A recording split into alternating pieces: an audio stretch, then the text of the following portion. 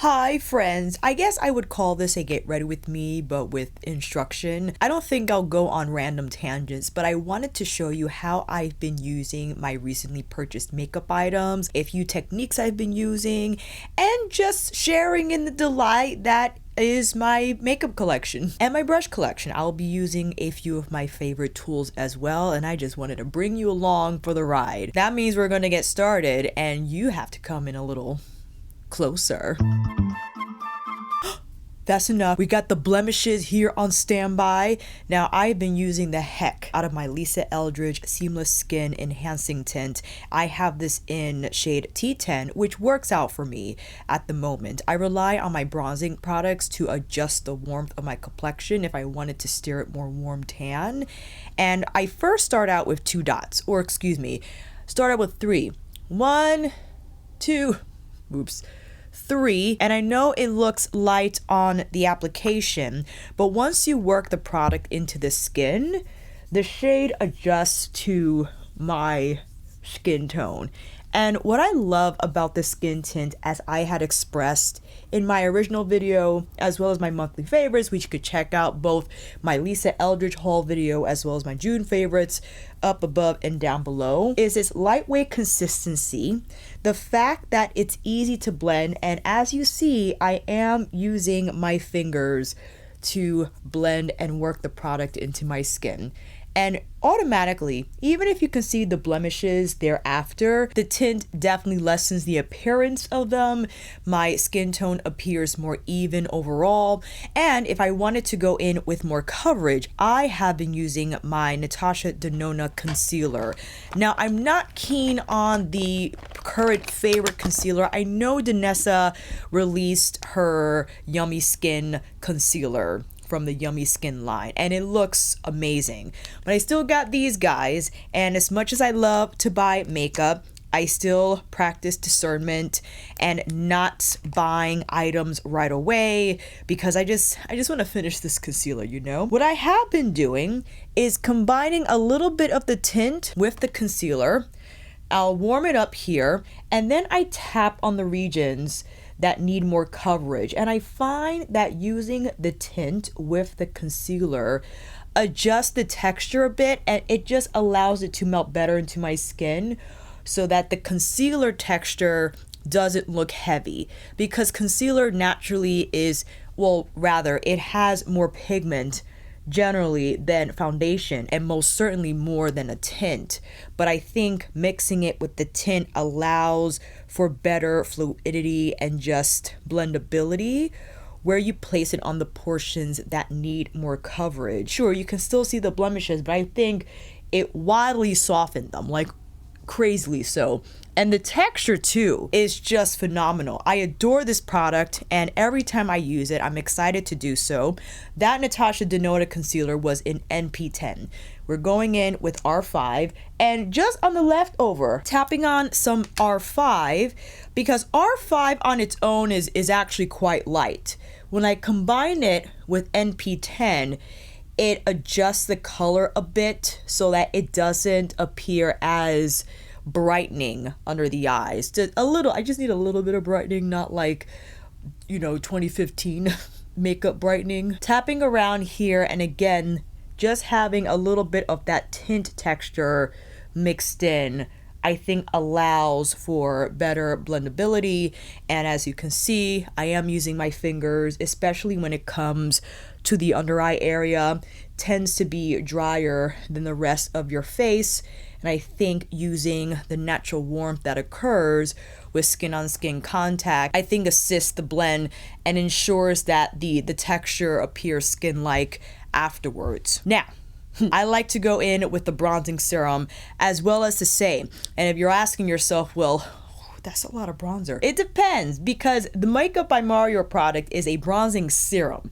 It's more of a bronzing veil, if you will, versus the Say, which is more, I would consider like a liquid bronzer. This has a little more texture to it as well as pigment, because sure, the color is richer than the medium shade from Makeup by Mario, but the texture has a little more body as well. I actually like to go in with my Star Filter first. This product I purchased during the Sephora sales event back in April, have not stopped using it. One of the best products this year. I actually was supposed to do, I think maybe I'll do it next month. How does that sound, family? I would like to do the 6-month roundup before we get into the final roundup in December before January. Oh my God.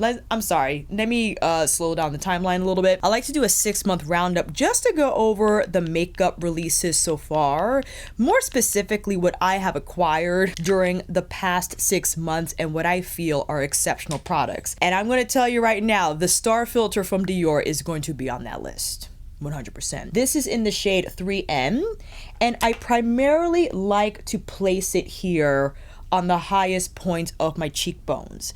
Another way to use this product is to mix it in with any of your foundation products or even tint if you like. I have done that before. I actually mixed it with my Suku foundation, and I thought that it left my skin a little too pearly. I didn't want as much pearl all over as I had wanted just more of a concentration of pearl here on the highest points of my face. Maybe that is the standout difference between the filter and Charlotte's Hollywood filter. I don't think the Hollywood filter had the same amount of pearl in there, but I could be wrong. I haven't used that product in ages, so that assessment could be totally off. Now let's go in with the Makeup by Mario. It does come in a pump as well. It comes with a doe foot. I personally like to apply by pump, and you notice I'm using all leftover product on the back of my hand. I think ultimately it's nice to take advantage of the leftovers just so it can help with the blend a little bit if we need, and also the color adjusting if so. That is medium, and yes, it's not going to be heavy on the coloring, but I do like how it offers just a soft veiling of bronze, because I think it sets up my bronzing endeavors well when I follow up with the same. And also, as you can see, why I like to go in with the Star Filter first, because when you apply the bronzing serum on top, if you choose to do so, it kind of envelops the edges here and it softens that border and just makes everything look seamless on the cheeks. Now following up with the same, I will go in with the same method, and look how, you know, we're getting a lot more than we did from Makeup by Mario. I think I want to use a smaller brush. Let me see here. I'll use my Mizuho brush. This is a small angled brush, and I think will offer more precision here, as I want to primarily keep this color now higher and tighter into the hollows. Right? That's going to offer a lot more depth and will bring leftovers here around the perimeter of my forehead, just so we can follow through and it doesn't look too disjointed. Now, if you feel that we applied too much, have your bigger brush on standby and just stamp around now with that larger brush in a broader fashion. That's going to blend the product, but also take away a little bit if you need. And if you have to adjust the blend here, as you can see, I went a little too low, I'll use my Wayne brush. This is the F14, taking the leftover concealer that I have and just lightly whipping it here under the bronzer, right? Not to overwhelm this region with product, just to kind of soften that application. And now taking a Mizuho brush closer to the center of my face. If you wanted, this is my, I think, what is this? This is a Westman Atelier. Yes, this is the baby blender. A little bit, because I don't want this to be too bronzed up, okay? This section right here, more so on the higher portion down the bridge of the nose, right? And you could bring a little bit here to the higher arc of the eyes. I think that's a great technique to rely on if you're not applying eyeshadow and you just need a little bit of shading there. You can use the liquid bronzer or powder bronzer depending on your routine. Now for blush. Ooh, this is hard because I have so many favorites. I actually use the House Labs for some B-roll I recorded Do I want to use, you know what? A gift that was sent to me by one of our friends, also the Suku Cream Touch, because we are using Natasha's Yucca today. Listen, the lighting was looking good. All right, I'm in a mood, in a Yucca mood, but I thought the Suku Cream Touch in Kimitsu S01 would be an exceptional pairing. And I'm going straight in to the pot and just tapping around. Oh, this color. This color also reminds me of Vital Surgence's Kindle, which is also that cinnamon peach, right? If you want it, I'll get it. Hold on.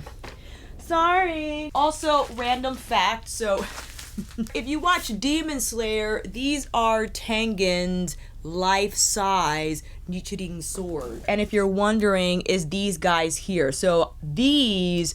Oh, don't drop it, Tengen. These are in the box, but I could use them. This is Kindle from Vital Surgeons and from Suku. So Suku has a little more, how would you describe the difference, fam? Like, that's more beigey, and Kindle definitely more burnt. You know, I could apply both. I don't have a problem with that. I would probably apply Kindle, like, maybe here. That's gonna give a little more toastiness. I got a lot of stuff on my cheeks, my goodness. So that is the primary difference, and I would still place the Suku closer to the center of my face.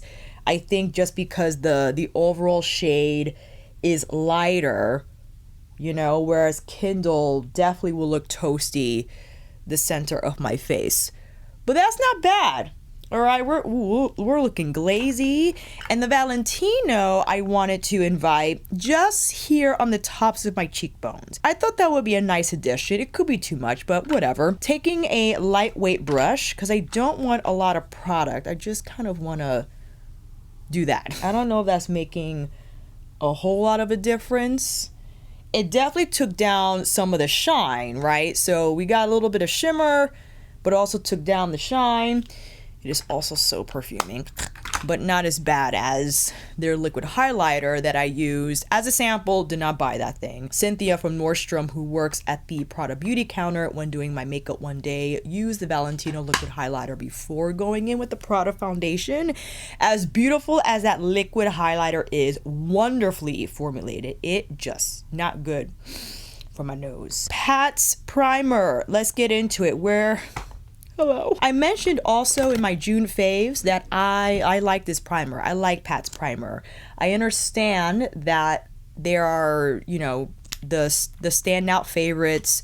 MAC's Paint Pot, the Rare Beauty I Heard primer was excellent. The Fenty primer was great. This, I feel, just does the job in terms of allowing mattes to blend smoothly. Also provides adherence for finicky textures, more flaky textures. It amplifies the shine and also the overall smoothing of those textures. Now we're going to get into Yucca. Ooh. I wonder, because we are very beigey warm on the cheeks, right?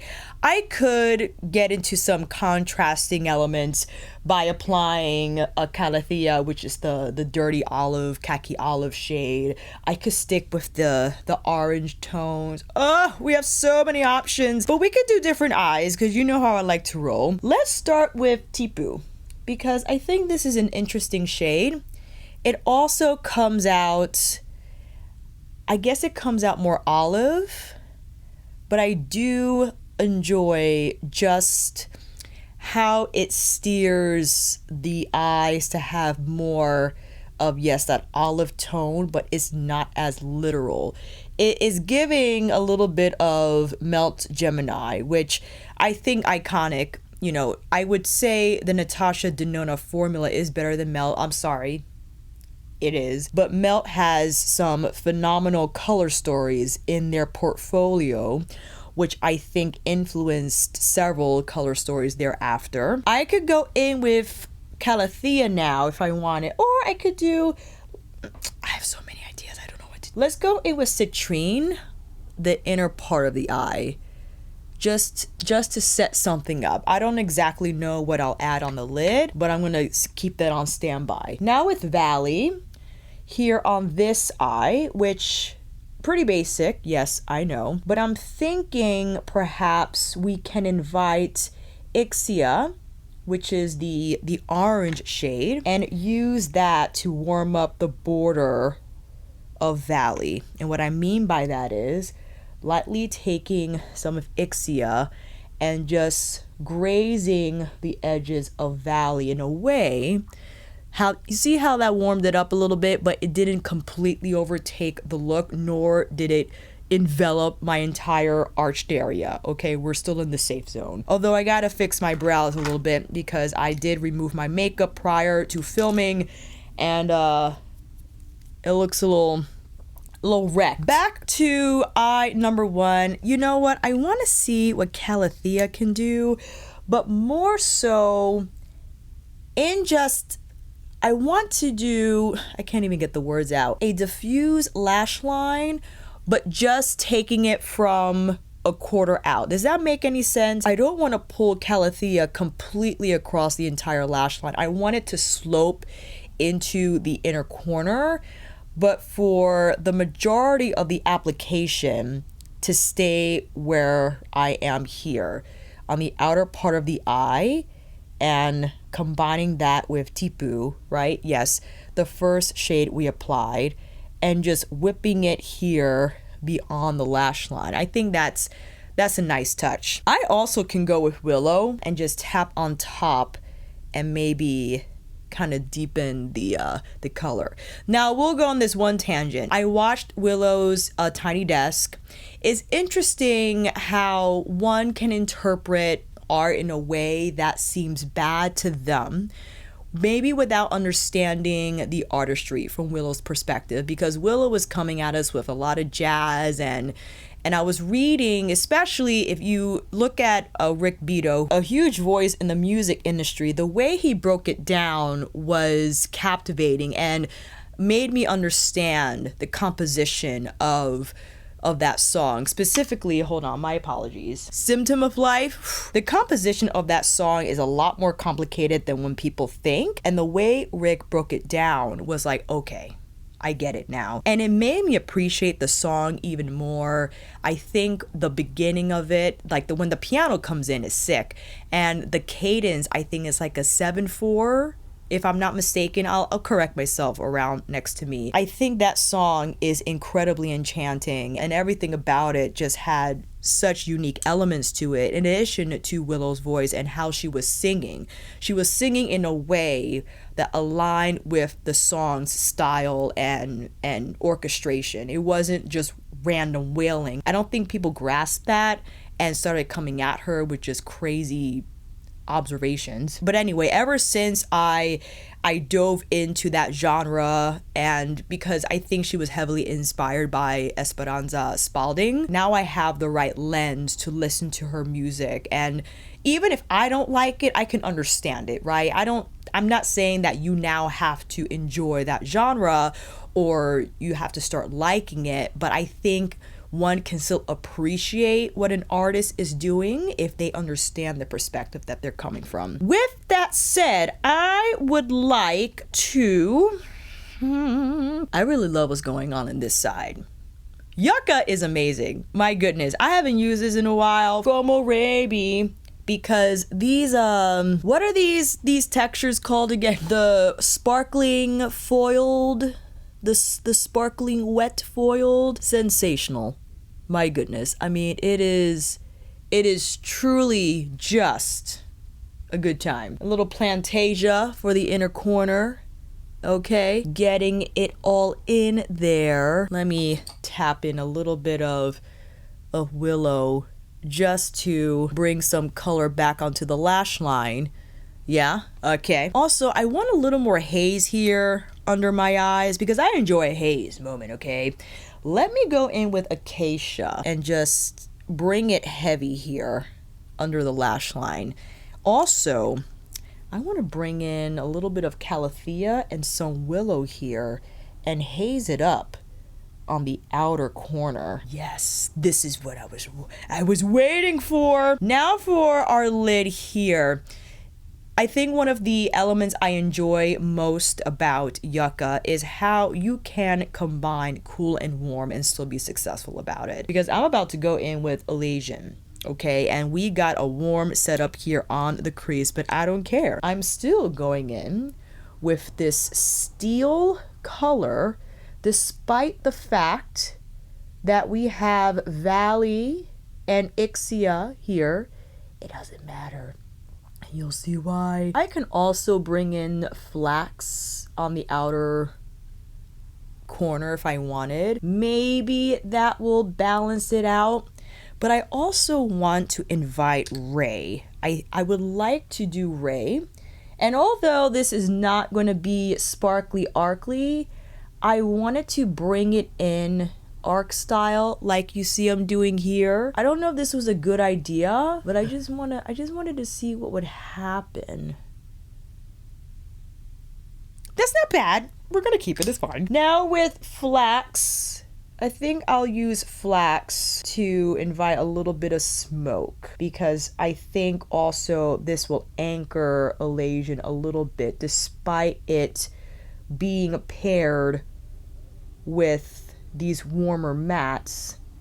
Having flax, yes, is doing what I cannot comprehend at the moment, but I hope you're picking up what I'm putting down. Okay, a little bit of flax here on the lower part of the lash line, and I'm using the same brush to just further blur. Now, something I like to do is have a tiny brush on standby alongside some leftover concealer, just to clean up a little bit of overblending. If it does occur, it does with me all the time. Also, let's try, I mean, we can go in with several things, but you know what? I think I'll stick with Ray as our inner corner highlight, so that the origin now seems like it's coming from somewhere. This arc of Ray, I think I was unsure when I initially chose that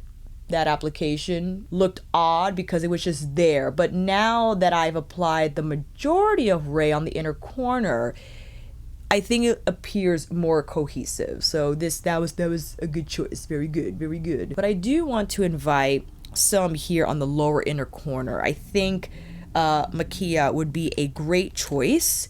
It's hella shiny, but also would be a great addition here. And I realized I did not apply anything the inner corner for this eye.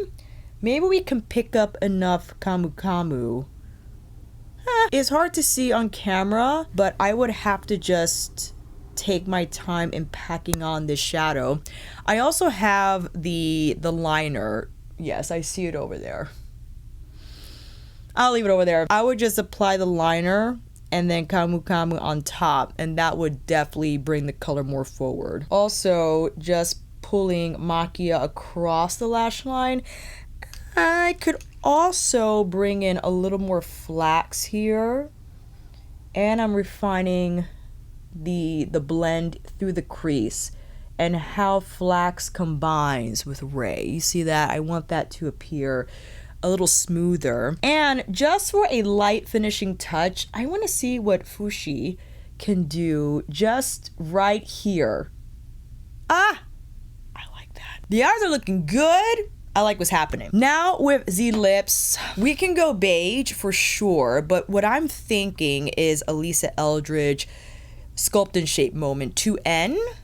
Let's see what 2N can do. Not bad, not bad, but let's see. Okay, that looks nice. With now Suku's cream with, or the cream touch names, lip pencil though. So I could combine the liner with the cream touch color. I like that a lot. Just refining the application here for the liner. All right, It's time to put on some lashes and I'll be right back. And here are the final looks. I quite enjoyed how these looks turned out. Not only the eyes, but the complexion as well. I adore my lip combo, and I just wanted to share that I've been thoroughly enjoying my recent makeup purchases, ones that I've made from April on. I think that's when a heavy buying trend started up till now, and I just wanted to present that I'm using everything as much as I can to the best of my ability. I still have my Danessa Groundwork palettes that I can use more for sure. The Dior Glow Maximizers I have used also. Maybe not in this video, but just for hypothetical sake, I would have used the peach maybe on the higher points of the apples of the cheeks here instead of using the Valentino. The tint is here to stay. My goodness. And as much as I love the Suku foundation, I love that foundation. I love how it applies, how it feels, the coverage, the color match. There's something seamless, 100% that aligns with the product name, the Seamless Skin Enhancing Tint. I think it lives up to its name. It works well with other products. I adore how it makes my skin look. Yes, it appears enhanced. Check mark. And how it combines with the Dior filter, the bronzing serum, just everything is working so well. And of course, Yucca is sensational. What can I say? Definitely one of my most favorite Natasha Denona eyeshadow palettes. My favorite of all time is Metropolis, but I do need to film an updated top 5 ranking. I have to make sure to watch my other ranking so I could make some changes, but now with the inclusion of Xenon and Golden, I have to see where the others sit. But 100% Yucca is in the mix, and stay tuned for a 6-month roundup best of video. I think also good for me to do just to prepare for end of year and get a better grasp of what I've purchased, what I've liked, what I kind of felt meh about, and share what those choices are. So stay tuned for that, fam, and please also share your suggestions down below in the comments if you want to see anything else from me. And with that said, I'll see you down there, and until then, that is a wrap. Thank you all so much for watching. I hope this video helped, and if you like this video, please give it a thumbs up or maybe consider subscribing to my channel. And until then, I will see you on here again with another review tutorial. Get ready with me. I don't mind coming on here and just putting on makeup and using the makeup that I bought. Take care, and I will see you again soon.